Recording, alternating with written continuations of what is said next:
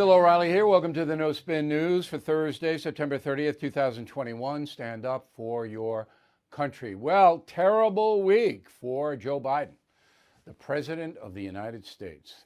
He got pounded this week.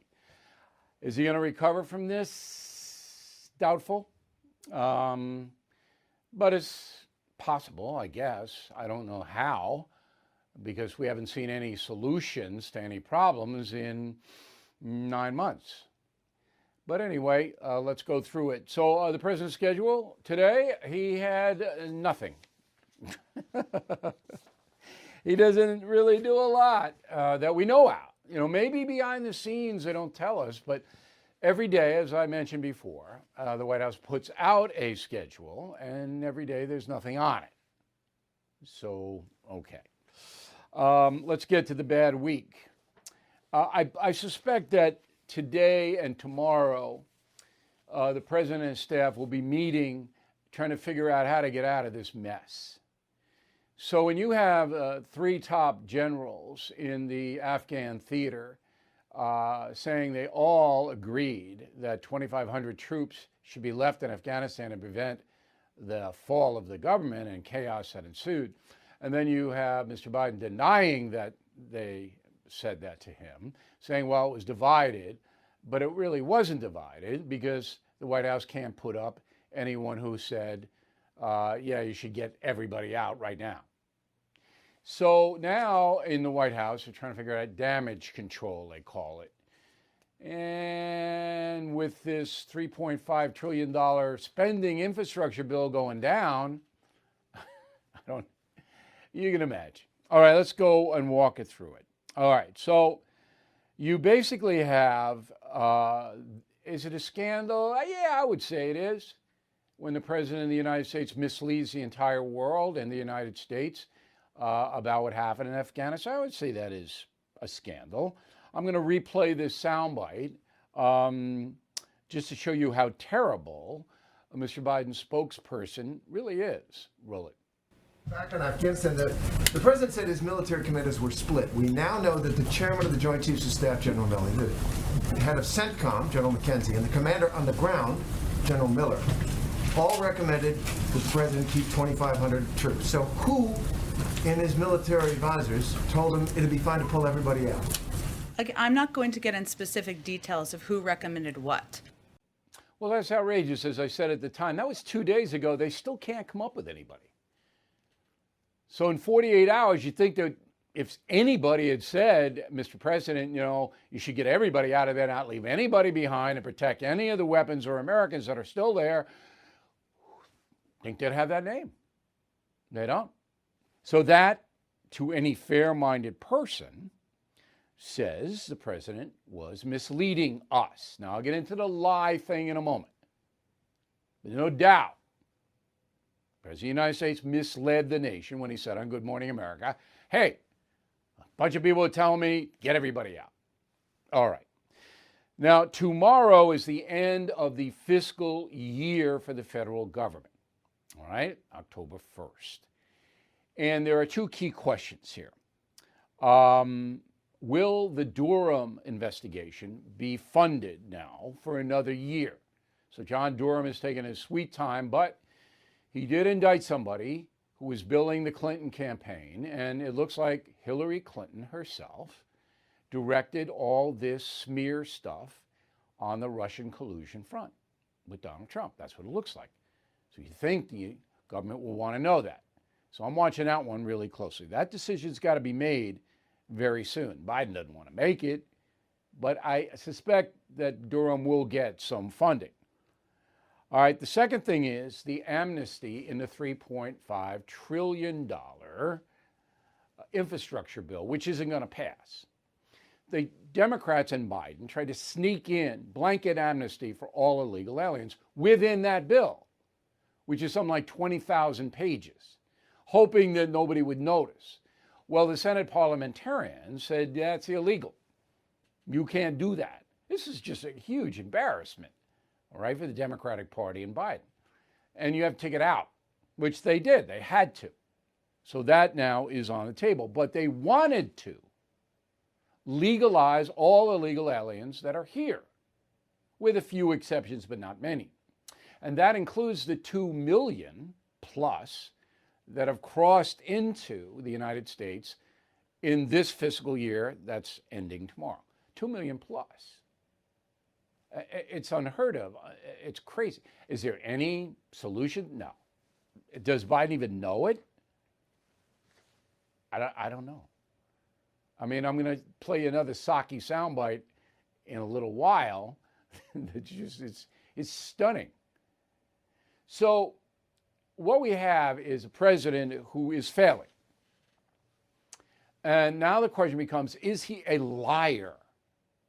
So I was on WABC Radio, that's the flagship station of the O'Reilly radio operation, where we have about 300 stations. I was on with Bernie and Sid, my pals, in the morning, and the liar thing came up. Roll the tape. Listen, Bill O'Reilly, we could use your opinion, your insight on the recent hearings down there in D.C. These 3 incompetent woke generals. But the bottom line is they exposed the president as being a liar. Well, I don't use the word. In fact, I just wrote a message of the day that explained why I don't use the word liar. I say he misled the country, the president did. And the reason I don't use it is a professional reason, because I'm in the business of words. My words go out on radio and television and in print, and I have to be very precise. So if you are a liar, and we live in a society now where lying is largely acceptable, which is really not good. If you're a liar, you know what the truth is, and you choose to distort it for your own personal gain, your own reasons. I'm not sure that Biden understands what he's actually doing from day to day. And I've said that many times. And people don't argue with me because it's impossible to ascertain that. You can't ascertain it. You don't know what his mental acuity is.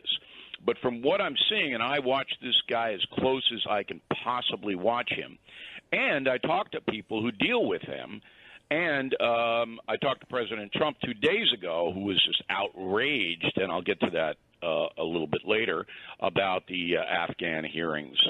But what we know is that President Biden, without any doubt, there's no doubt on this at all, and if you are talking to somebody who denies it, then you need to walk away, because you're not talking to a rational, honest person. He misled the entire country and the entire world. He did. He did. And there's nobody else who did it. No. It's But him.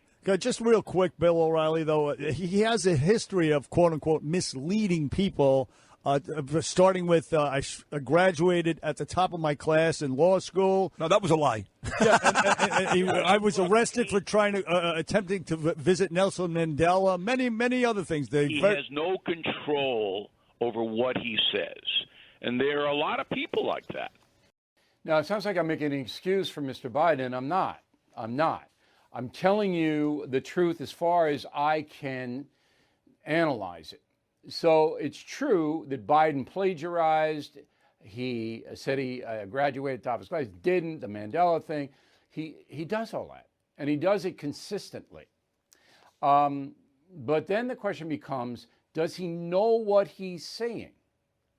So I made the analogy of Donald Trump. So Mr. Trump, as president, was accused of being a liar every day. And he did exaggerate at times, and he used hyperbole to make his points. That's Donald Trump's persona. He always does that. But I never called him a liar because I always knew what the context was of what he was doing. And the big shootout I had with Donald Trump before he was elected was over the statement he made about thousands of Muslims rejoicing after 9/11. Well, that wasn't true. Now, did Donald Trump lie about that? Well, he exaggerated it because that's what was in his mind. Was it a calculated lie? I'm going to go out and say that to, no. And that's the same thing with Joe Biden. So he says this, whatever pops into Biden's head, he says, almost like Trump. They almost had that in common, okay? That's why White House staff won't let Biden do interviews, press conferences, didn't let him campaign because they know he's liable to say anything at any time. Does he really know what he's saying? Sometimes he does and sometimes he doesn't. That's the best I can do. But it's my job to be honest and to tell you, and I don't like to use the word lie unless I personally know that somebody is falsifying the truth. Okay, so the other question is President Biden tanking the country on purpose? I get a lot of mail. Is he tanking the country? Because under his watch for 9 months has been a disaster. The whole thing. There's nothing that's worked. All right, and the economy is next. So there are elements that work for President Biden who want to tank the country. There are. They want the economy to go down, and I'm going to prove that shortly. But he himself, there's nothing in it for him to tank the country. Okay, he's going to look like a terrible president if he does in history. But he's not going to stop the crazy, fanatical progressives who want to tank the country. Biden's not going to stop those people. That's why they like him. All right, so the radicals, they want to change the country by using two things that are current. The first one is climate change. So if you study this $3.5 trillion spending bill, I mean, it's just a lot of it has to do with climate change. But it's not going to really change anything, spending this money. What it really is giving money to certain groups of people. That's what this whole bill is all about. Redistributing income in the United States, taking it from me and other affluent people and giving it away under the guise of climate change. The spear tip for this movement is Congresswoman Cortez. Roll it. This is about American lives, and it should not be partisan. Science should not be partisan. We are facing a national crisis, and if we do not ascend to that crisis, if we do not ascend to the levels in which we were threatened at the Great Depression, when we were threatened in World War II, if we do not ascend to those levels, if we tell the American public that we are more willing to invest and bail out big banks than we are willing to invest in our farmers and our urban families, then I don't know what we're here doing.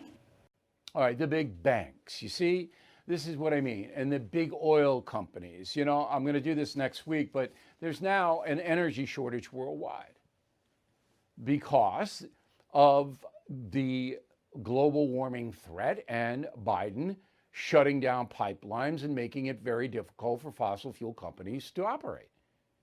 So now the price of oil is going to go up to $90 a barrel. So the days of being able to fill up your tank for a reasonable amount of money they're over. Heating your home this winter is going to be a burden. And what is this going to do climate change wise? You know, this is so dishonest. If you want to run this planet in a clean way, you have to use nuclear energy, period. Chernobyl, 3 Mile Island, okay. There's no other way to do it. You're not going to do it with windmills, solar panels, electric cars. You're not going to do it. India and China and other countries are not going to stop using fossil fuels. Nuclear, clean, you can do it. That's it. End of story. But they won't do it. Okay? You're not going to have a clean planet, period.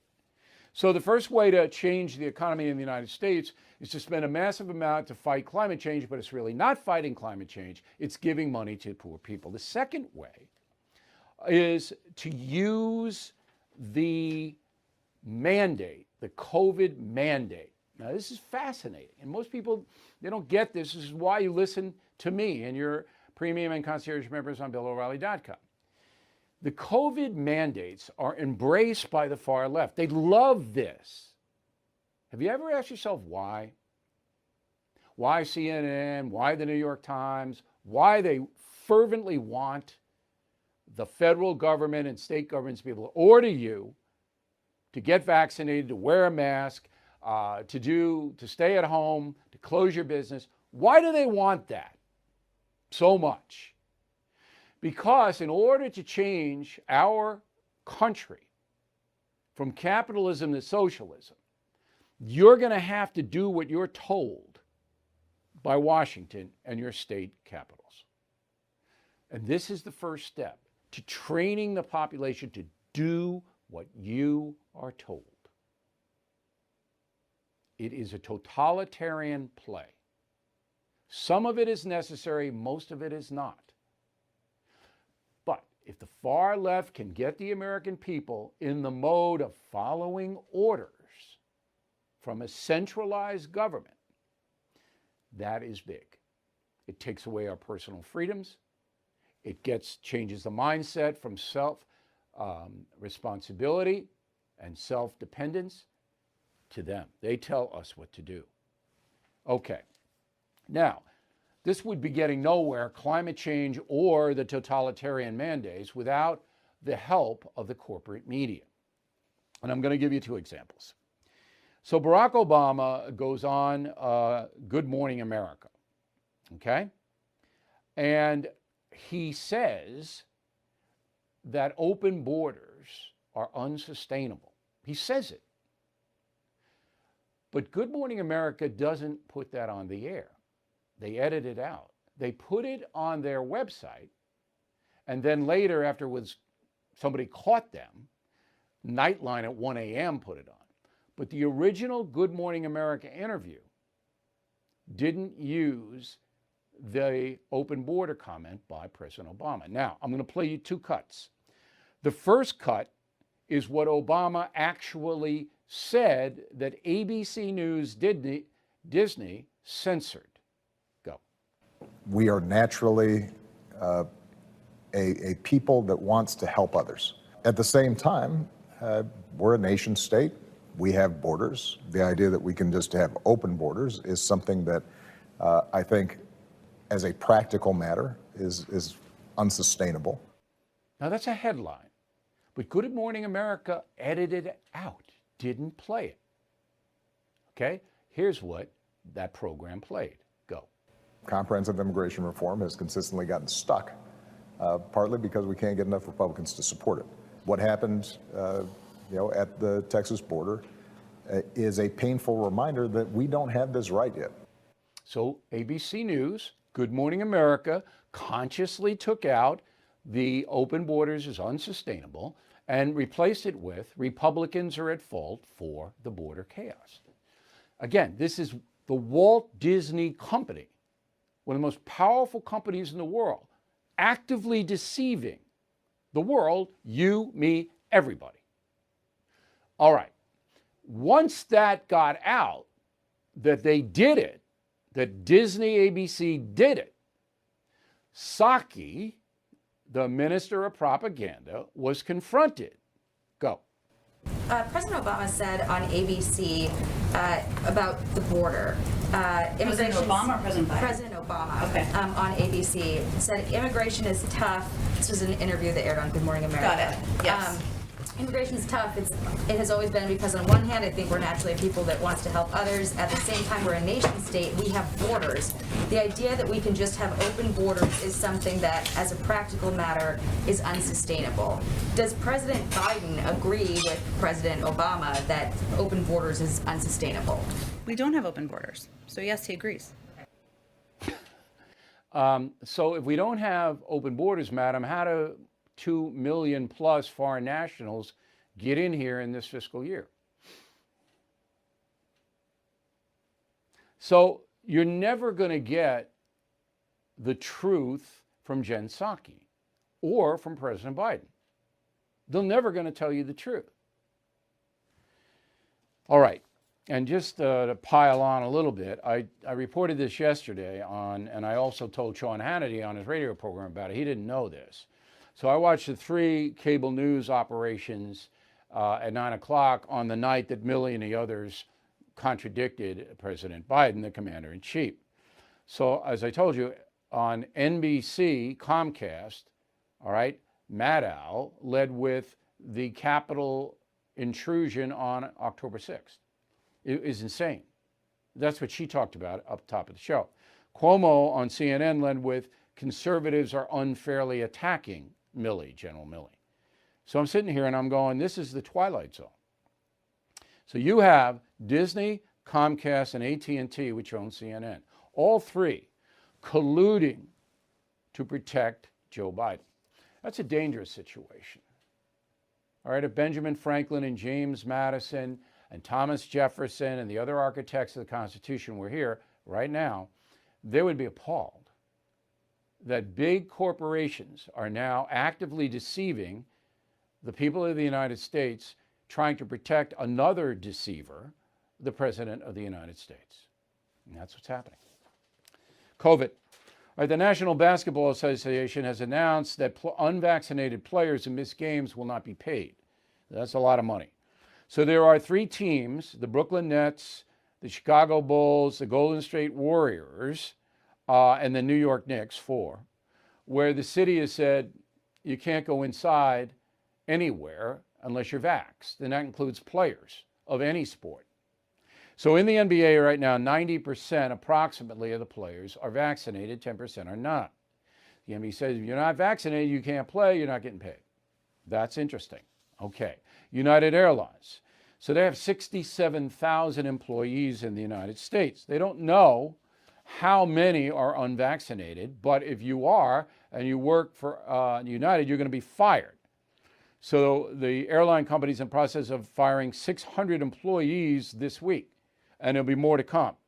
So you lose your job at United if you do not get vaxxed. Now, you can have a medical thing that will save you, but not a religious thing. Interesting. Okay, that's the COVID update, and I think, I've been pretty fair in this coverage. I've explained everything, and, going forward, if you're not vaccinated, you're going to suffer. I got to tell you the truth. You will suffer because it's going to get worse and worse and worse. And pretty soon, the high school kids are going to have to be vaccinated in order to go to school. San Diego is first coming. All right, in Wisconsin, the Republican Assembly passed a bill that bans public schools from teaching critical race theory. The bill said that you cannot teach one race or sex is superior to another, and that a person is inherently racist or sexist by virtue of his or her race or sex, and that a person's moral character isn't determined by race or sex. Can't teach that. This is Assembly Bill 411 in Wisconsin. But it doesn't matter because the governor, Tony Evers, will veto this. All right, there's Evers. And people in Wisconsin, this is a good way to get a new governor in there. Because critical race theory teaches hatred, in my opinion. I take it further. Teaches hatred. Little kids to hate each other. Should not be legal. So here's an update on the cargo ships. We told you earlier this week that if you want to buy Christmas presents, you better buy them now. You're not going to be able to get them in November and December because the products will be not on the shelves. And not, if you buy on the internet, they're not going to have them. Why? Because the cargo ships bringing the products in from China and other places can't unload in California, in Long Beach and LA ports. Why can't they unload? Well, there's a shortage of workers. So the ships, as you see there, are backed up. Can't get the stuff in. Shortage of workers because a lot of people don't want to do hard labor because the government's paying them to do nothing. Then the people that are working aren't really working quickly. They can't keep up with demand. That's union people. Okay, so they're not up in it. And finally, that there has been an increase for products since the pandemic, since the shutdown. All right, so I couldn't even get my book out. You have no idea how angry I am. So I wrote a book called Killing the Killers, A Secret War on Terrorists. It's full of classified information. I jokingly said I'll probably wind up in prison. This is a book that is gonna, when you read this book, it will be out early next year, but it's supposed to be out in November. Well, the printing plant, the actual pages, we couldn't get done. because they didn't have enough people to do it. We didn't know this, but now we do because we can't print. My books print 400,000 or 500,000 copies. Maybe we'll give you 6.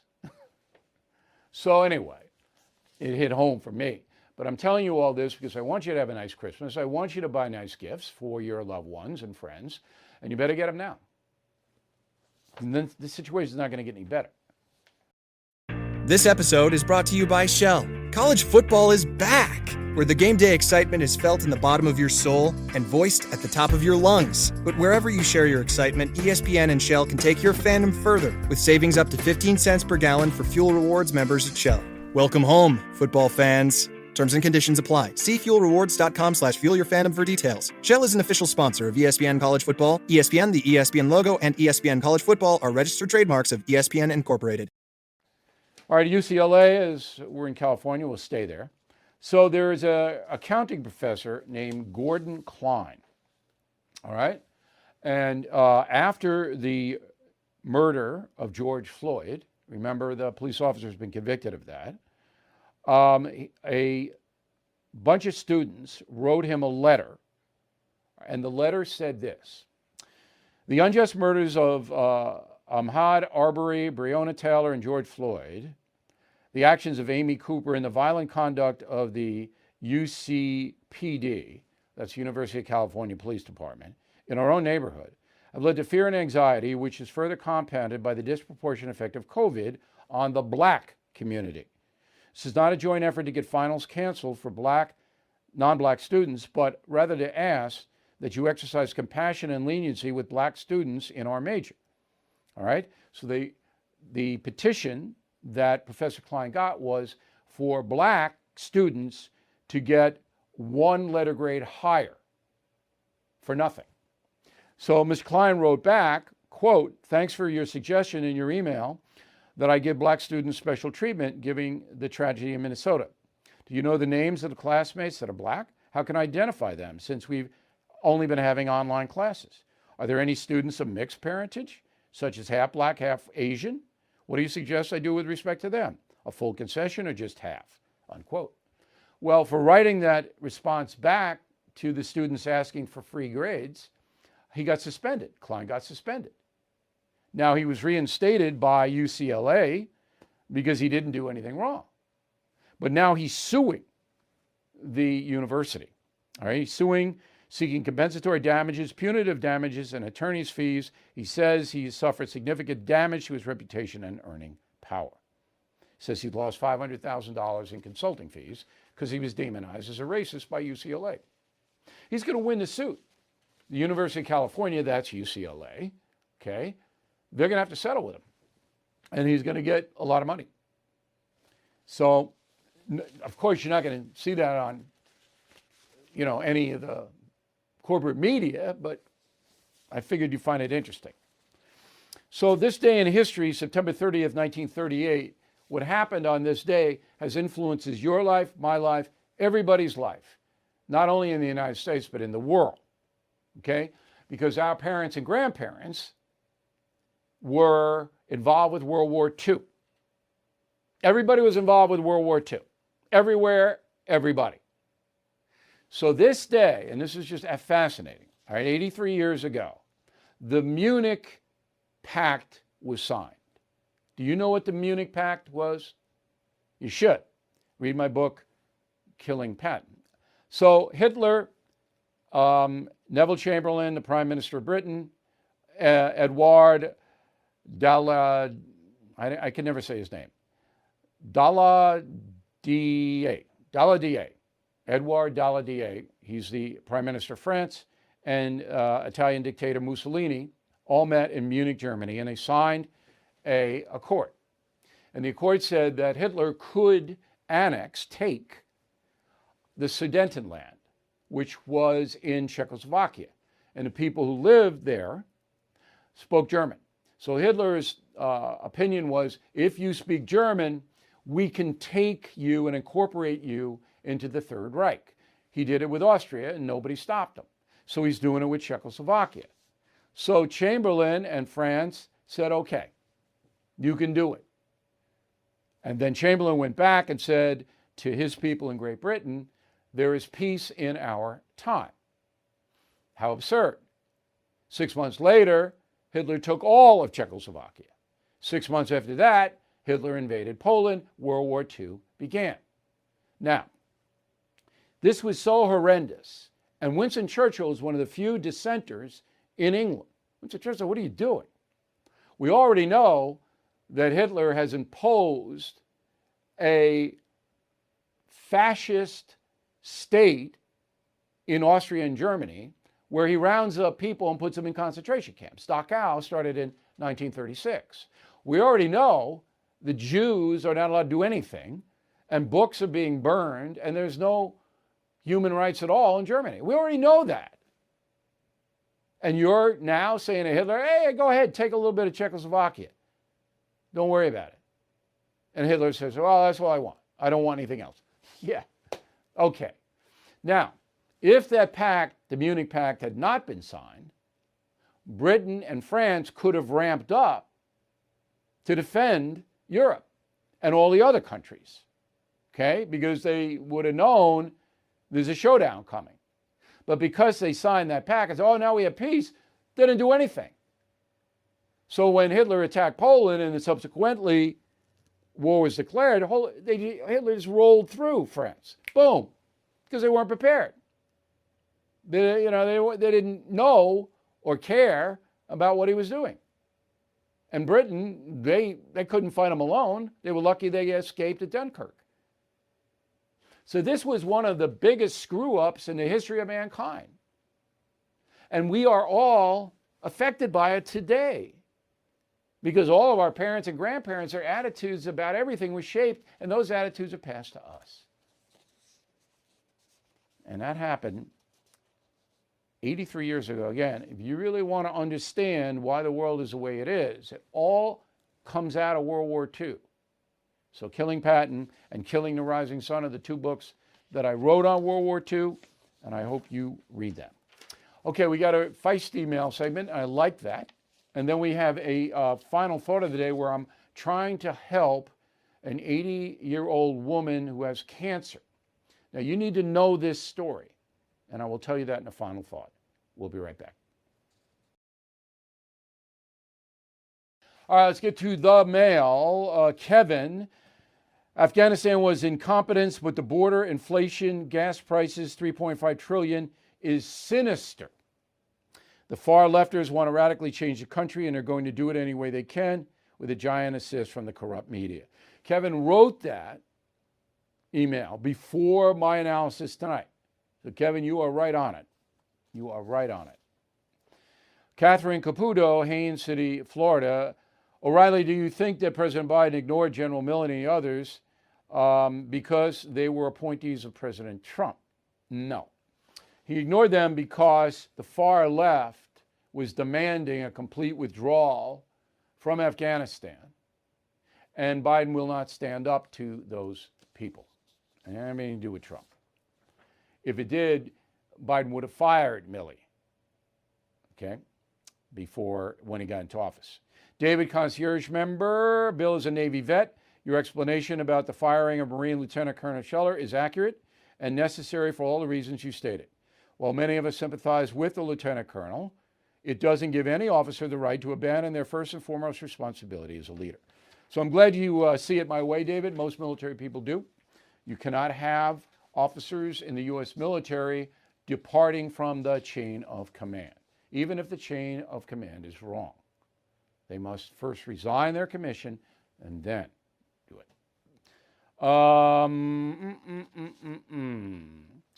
Wayne in North Carolina. You asked me, I asked everybody, but Wayne, that's true, to name something good Biden has done. I think his administration does a fairly good job of the vaccine distribution. All right, the vaccine is widely distributed, and I will give Biden credit for that, but he screwed up how to present the vaccine so more people will take it. So it's almost a positive turns into a negative. Nan Kelly, Golden Valley, Arizona. Bill, I'm concerned about President Biden wanting to be able to check out our bank accounts if we deposit more than $600. I am too, Nan. It will not happen, at least not now. But this play is the federal government wants to know everything that you have, every deposit that you make, so it can eventually seize what you have after you die. That's the goal of the game. Know what every American has.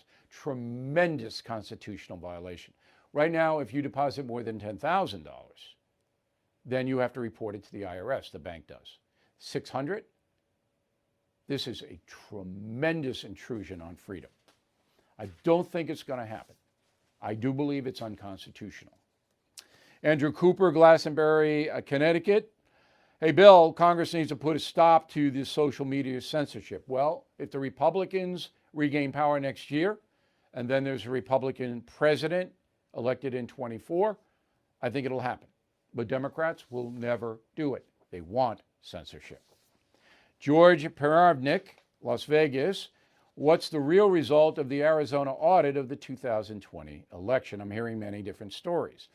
George, all I can tell you is the audit was done by a private outfit at the request of Republicans in the Arizona House.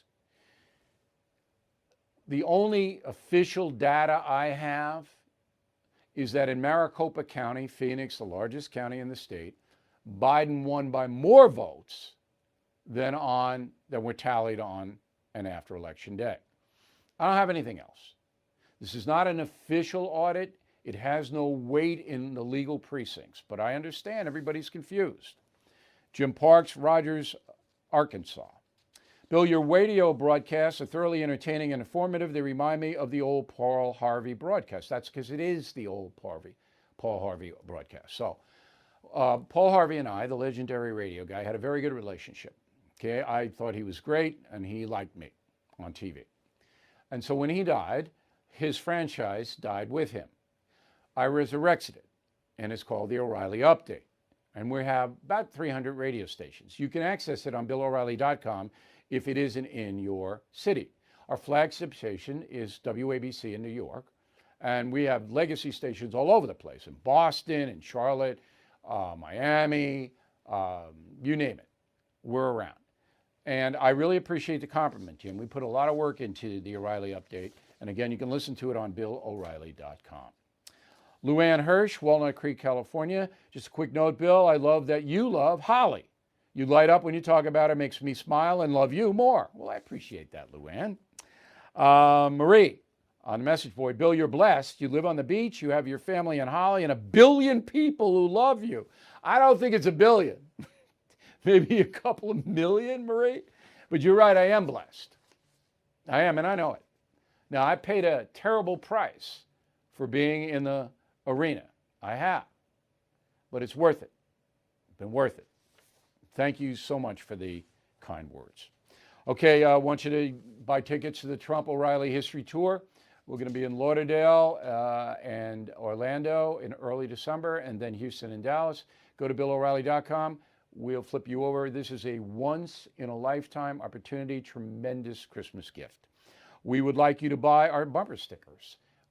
Packs of 5, regret your 2020 vote yet? And when you give them to somebody, let me know what the reaction is. If you buy any of my books, including Killing the Mob, still going strong, you get 2 bumper stickers free. When writing to us, do not be a troglodyte. A troglodyte. Great word. Back with the cancer victim I'm trying to help in a moment. So, as many of you know, we have a concierge program at BillO'Reilly.com where you have direct access to me, and that is the final thought of the day. You can email me with anything, and I will try to help you. So, Patricia emailed me on September 14th, and she said, I paid for a Viking Ocean cruise in April 2020, which was canceled because of COVID. And my money was put into vouchers, and I was okay with that. But now I have blood cancer, and I can't go on the trip. But Viking will not give me a cash refund. Now, that breaks your heart, okay? So there's an elderly woman, 83 years old, a widow. So I said to Patricia, I'm going to try to help you. So we went to the Viking Cruise Company. It's run by a guy named Torsten Hagen. He is a Norwegian billionaire. There he is. Now, COVID cost him a lot of money, all right? But he's still worth $2 billion. His headquarters in Basel, Switzerland. And it's a big operation, 5,000 employees, and they sail all over the world, the Viking cruises. Now, it looks to me that Mr. Hagen is going to refund this woman's money, but I don't have it solid yet. I will report on Monday. I told him we need to know if Viking is going to do the right thing by Monday, and I will report back in the final thought of the day. The point is that I am in business to help you. We're looking out for you. That's my slogan. This woman is a concierge member. She's 83 years old. She needs this money. I'm going to get this money back for her. I will get it back. All right? She can't get it back, but I can because I have power in the media. That's what concierge membership is all about. There are certain things in life you are not going to be able to do for yourself through no fault of your own. I am here to try to help you. So please check out concierge membership on BillO'Reilly.com. Have a great weekend. We'll be writing a column. We'll be up on Sunday at noon. Check in. We'll be updating everything in the message of the day. I'll be there tomorrow. Thanks for watching tonight. Have a great weekend.